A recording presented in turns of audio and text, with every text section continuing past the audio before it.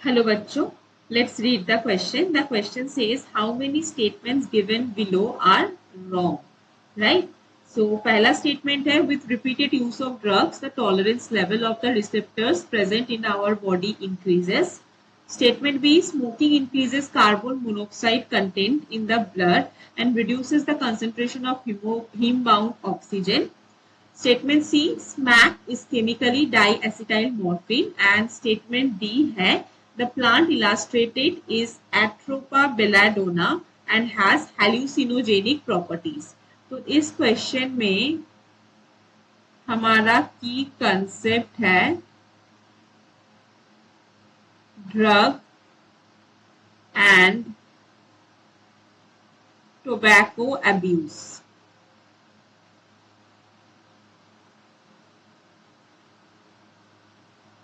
Right.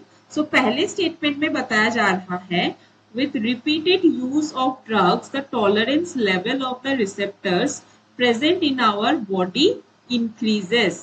क्या ये statement correct है? No, this statement is not correct.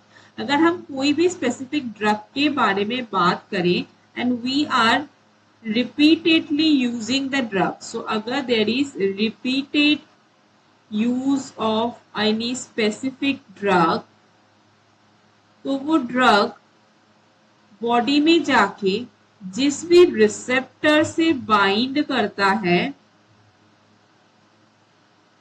तो उस बाइंडिंग कैपेसिटी धीरे धीरे उस ड्रग की रिसेप्टर के साथ लूज हो जाएगी. वाई? वो क्यों कम हो जाएगी? बिकॉज रिसेप्टर जो है बार बार वही सेम ड्रग के बाइंडिंग की वजह से वो रिसेप्टर एंड ड्रग की जो बीच की एफिनिटी है वो लेस हो जाती है एंड इवेंचुअली वो ड्रग का इफेक्टिविटी भी बॉडी में कम हो जाता है. सो पहला statement is wrong here. Then statement B में बोला जा रहा है smoking increases carbon monoxide content in the blood and reduces the concentration of heme-bound oxygen. तो स्मोकिंग के वजह से डिफरेंट हार्मफुल गैसेस रिलीज होते हैं और उनमें से एक ही बहुत ही ज्यादा हार्मफुल गैस है कार्बन मोनोक्साइड.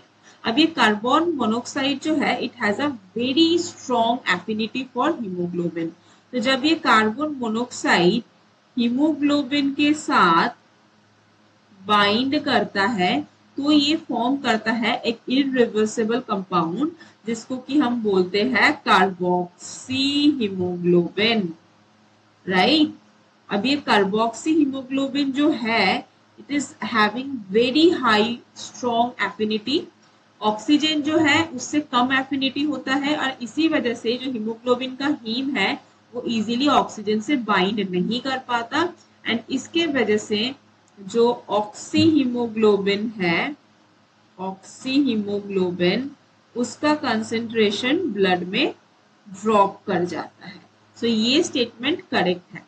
थर्ड स्टेटमेंट में बताया जा रहा है smack is chemically diacetyl morphine.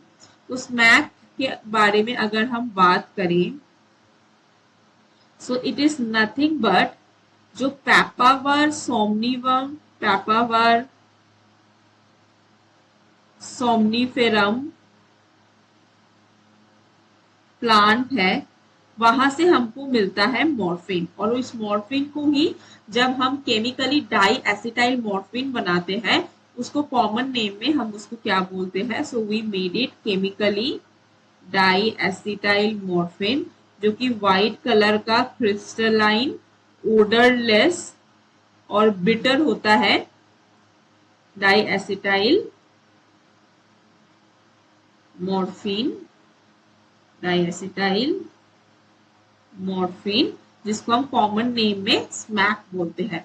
So third statement is also correct. Statement D में बताया जा रहा है द प्लांट इलास्ट्रेटेड. तो यहाँ पे जो प्लांट का इमेज है क्या ये एट्रोपा बेलेडोना है? Yes, it is the image of Atropa belladonna and it has hallucinogenic properties.